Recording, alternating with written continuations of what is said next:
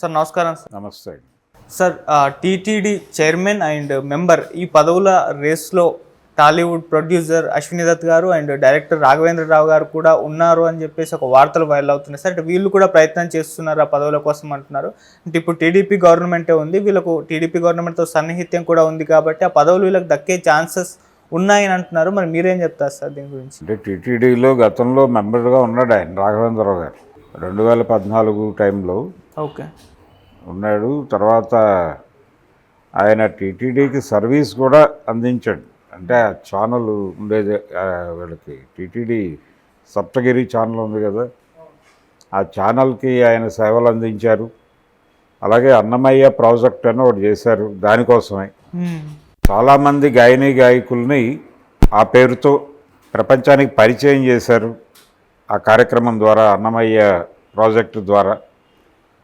ఇలా ఆయన పరిధిలో ఆయన చేయగలిగినంత సర్వీస్ చేశాడు. కల్చరల్గా ఆయన ఏం చేయగలడో, ఆయనకు బలాలు ఏమిటో ఆ బలాలు ఎరిగి ఆ మేరకు చేశాడు ఆయన. సరే అయిపోయింది, తర్వాత ఆయన టర్మ్ అయిపోయింది, జగన్ గెలిచాడు. జగన్ గెలిచినప్పుడు దాదాపు అదే పదవి, అంటే ఈయన చేసినటువంటి అంటే ఆ ఎస్వీబీసీ ఛానల్ గురించి ఆయన చేసినటువంటి పదవే పృథ్వీకి ఇవ్వటం, అది గందరగోళం అవటం చూసాం మనం.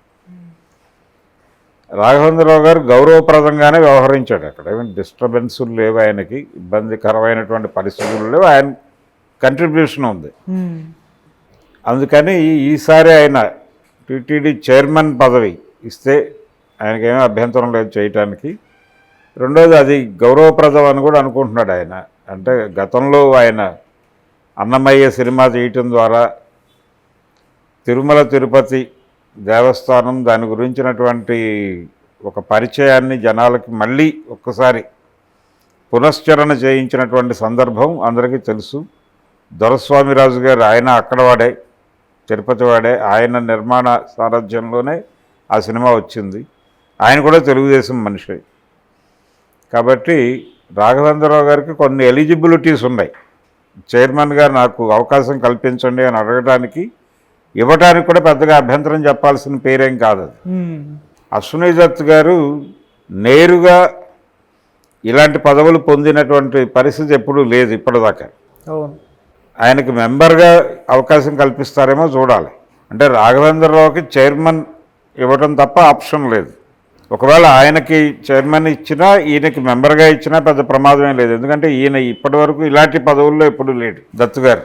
కాబట్టి దత్తు గారికి మెంబర్గాను, రాఘవేంద్రరావు గారికి చైర్మన్గాను అవకాశం కల్పించవచ్చు కూడా. ఎందుకంటే వాళ్ళిద్దరూ సన్నిహితంగానే ఉన్నారు. పైగా ఈయన క్యాపిటల్కి కంట్రిబ్యూషన్ ఉంది. అమరావతి కోసం, ఆ ఎయిర్పోర్ట్ కోసం ఆయన భూములు ఇచ్చినటువంటి చరిత్ర ఉంది ఆయనకి.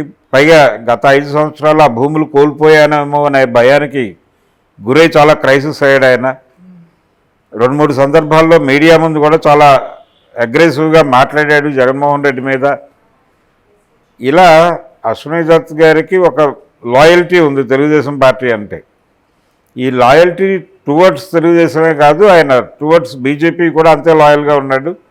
మోడీ గారు కరోనా లాక్డౌన్కి ముందు, లాక్డౌన్ ప్రకటించడానికి ముందు రోజు రాత్రి ఆ రోజు వరకు హౌస్ అరెస్ట్ అయి ఉన్నవాళ్ళు సాయంత్రం బెల్ కొట్టండి అని చెప్పారు, ఏదో ఒకటి ముగించండి ప్రతి ఇంట్లోంచి అని.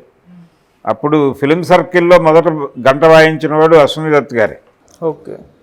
అలా ఆయన కొంచెం రైటిస్టు, బీజేపీకి సన్నిహితంగా ఉండేటువంటి భావజాలం ఉంది ఆయనకి. దాంతోపాటు తెలుగుదేశం, స్వయంగా తెలుగుదేశం మనిషి, తెలుగుదేశం తరఫున ఎంపీగా కంటెస్ట్ చేసి ఓడిపోయిన చరిత్ర ఉంది ఆయనకి. విజయవాడ నుంచి లగడపాటి రాజగోపాల్ మీద ఓడిపోయాడు ఆయన. కాబట్టి ఆయనకి మెంబర్గా, టీటీడీ మెంబర్గా ఇవ్వచ్చు, ఆయన కోరుకోవచ్చు కూడా. చైర్మన్ కూడా కోరుకోవచ్చు ఆయన. కానీ చైర్మన్గా అకామిడేట్ చేయడం కన్నా కూడా మెంబర్గా అకామిడేట్ చేయడం బెటర్ అని అనుకోవచ్చు చంద్రబాబు నాయుడు గారు. అయితే రాఘవేంద్రరావు గారికి ఎలిజిబిలిటీ ఉంది, ఆయన్ని స్ట్రైట్ అవే చైర్మన్గా తీసుకుంటారా లేదా వేరే ఆప్షన్స్ ఏమైనా చూస్తున్నారా? ఒకవేళ వేరే ఆప్షన్స్కి వెళ్తే వీళ్ళు కూడా నిరసన తెలియజేసేది ఏముండదో అర్థం చేసుకుంటారు. ఒక మాట చెప్తారు వీళ్ళకి ముందే, వీళ్ళేమి పెద్ద ఉద్యమం చేసి నిలబడాలి అనేటువంటి కార్యక్రమం ఉన్న వ్యక్తులేం కాదు. కాబట్టి టీటీడీలో వీళ్ళకి పదవులు వస్తే రానువచ్చు, రాకపోయినా వాళ్ళు బాధపడే పరిస్థితి కాదు. కొద్ది గొప్ప రాఘవేంద్రరావు గారు ఏమైనా చిరాకు పడతాడేమో అని దత్తు గారికి ఆ చిరాకు పడే పరిస్థితి కూడా లేదు. మురళీమోహన్ పేరు కూడా వినిపిస్తోంది. మురళీమోహన్కి మెంబర్షిప్ ఇస్తారా, అంటే టీటీడీ మెంబర్గా తీసుకుంటారా, లేకపోతే చైర్మన్గా వేస్తారా, ఆ రేస్లో కూడా ఉన్నాడు ఆయన. ఎందుకంటే ఆయన ఇంకొంచెం క్లోజ్డ్ సర్కిల్లో ఉన్నాడు చంద్రబాబుకి. చంద్రబాబు బినామీ అనేటువంటి పేరు కూడా భరిస్తున్నాడు కాబట్టి ఆయనకి ఒక అడుగు ముందుకేసి ఇస్తారేమో చూడాలి. కానీ వీళ్ళ ముగ్గురులో కంపారిటివ్గా రాఘవేంద్రరావు బెటర్ అవుతాడు. సార్ అంతకుముందు స్టార్టింగ్లో అంటే కూటమి అధికారంలోకి రాగానే ఫస్ట్ పేరు వినపడేది మాత్రం నాగబాబు గారి పేరు. ఆయన టీటీడీ చైర్మన్ అని చెప్పేసి మొత్తం సోషల్ మీడియా విస్తృతంగా ప్రచారం అయితే జరిగింది. ఆ తర్వాత ఆయన అయితే తప్పుకున్నట్టుగా, అంటే ఆయనే కాదు అని చెప్పేశారు. అంటే ఆయన చెప్పలేదు స్ట్రైట్ అవే. ఆయన ఏదైనా ట్విట్టర్లోనే మాట్లాడుతున్నాడు.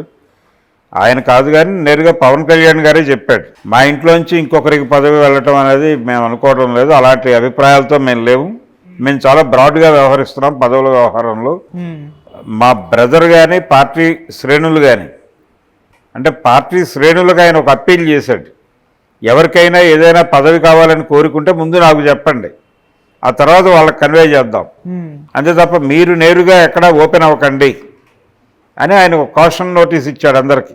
ఈ కాషన్ నోటీసులో భాగంగానే నాగబాబు గారి ప్రతిపాదన ఒకటి ఉంది, దాన్ని అనుకోవడం లేదని చెప్పాడు ఆయన. అనేక విషయాలు ప్రస్తావనకు వచ్చినాయి, దానిలో ఈ నామినేటెడ్ పదవులు ఇవన్నీ చర్చ జరిగింది. అది వేరే గొడవ. మనం టీటీడీకి కన్ఫైన్ అయితే రాఘవేంద్రరావుకి కొంత బెటర్ ఆప్షన్ ఉండే ఛాన్స్ ఉంది. ఆయన పెద్దగా వివాదరహితుడు, నలుగురిని కలుపుకుని వెళ్ళగలడు. ఆయన వెడితే కొంచెం వినయంగా మాట్లాడే పరిస్థితి ఉంటుంది. ఆయన స్ట్రైచరు, ఆయన పేరుకున్నటువంటి ఇమేజ్ ఇవన్నీ అడ్వాంటేజ్గా మారుతుంది. కాబట్టి ఆయనకు ఒక అవకాశం కల్పిస్తే కల్పించవచ్చు. Thank you so much. Thank you.